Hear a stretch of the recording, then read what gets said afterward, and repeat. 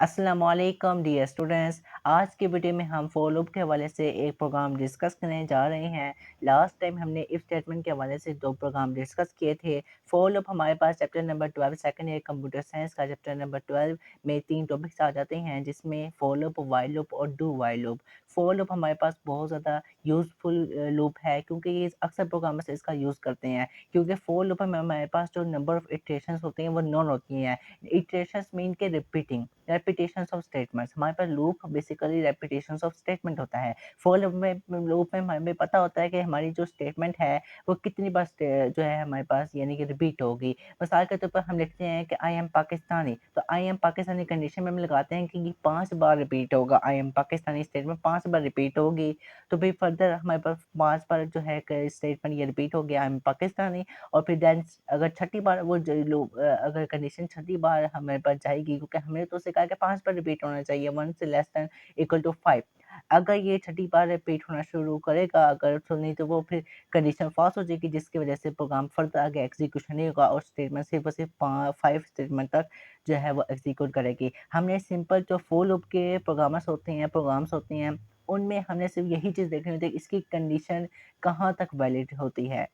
Further हम आगे इसकी पहला प्रोग्राम देखते हैं, जिसकी स्टेटमेंट कुछ इस तरह से है, what is output int A equal to 1। उसने हमें कहा है कि हमें इसकी जो है आउटपुट बताएं, और इंट उसने ए वेरिएबल दिया है जिसकी वैल्यू उसने असाइन कर दी है, 1 कर दिया है। काउंट को उसने जो है डेटा है उसको यानी कि डिक्लेयर कर दिया है। उसके बाद उसने काउंट की वैल्यू को भी 1 असाइन कर दिया है, यानी कि काउंट की वैल्यू भी 1 है, ए की वैल्यू भी 1 है, और count less than equal to a है, यानी कि 1 less than equal to a है। अच्छा, याद रहे कि फोर स्टेटमेंट में फर्दर 3 कैटेगरीज होती हैं।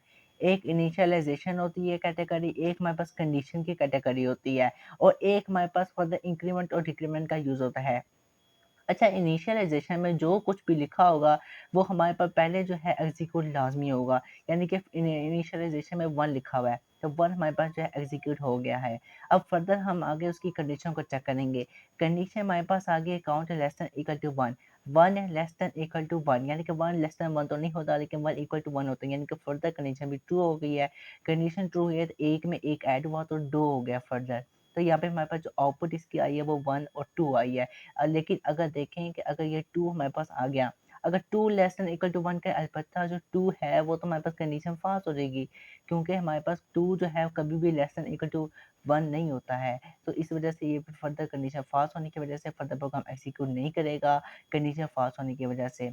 और प्रिंट उसने सिर्फ और सिर्फ काउंट करवाया था, यानी कि पहले क्या हुआ कि हमारे पास ये सिंपल प्रोग्राम है कि पहले उसने हमें जो है काउंट की वैल्यू भी 1 असाइन कर दी है, ए की वैल्यू भी 1 असाइन कर दी है, फिर उसने कंडीशन लगाई है count less than equal to 1 है, यानी कि 1 लेस देन इक्वल टू 1 है। पहले इनिशियलाइजेशन में जो कुछ था वो हमने इसको आउटपुट में लिख दिया।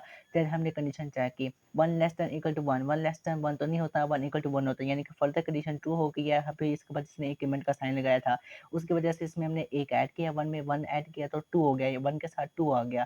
तो 1 2 हमारे पास इसकी आउटपुट जनरेट हो गई है। और प्रिंटफ नीचे उसने सिंपल क्या हुआ कि जब कंडीशन ट्रू हुई थी तो फिर फर्दर उसने देखा, मैंने आपको पहले ही कहा था कि इफ स्टेटमेंट में अगर कंडीशन ट्रू होगी तो फर्दर इनसाइड इफ जो कुछ होगा उसको हम एग्जीक्यूट कराएंगे। इसी तरह से हम फर्स्ट लूप के अंदर अगर कंडीशन फॉर लूप की ट्रू होगी तो इनसाइड फॉर जो लूप में जो कुछ लिखा होगा उसको हम एग्जीक्यूट कराएंगे।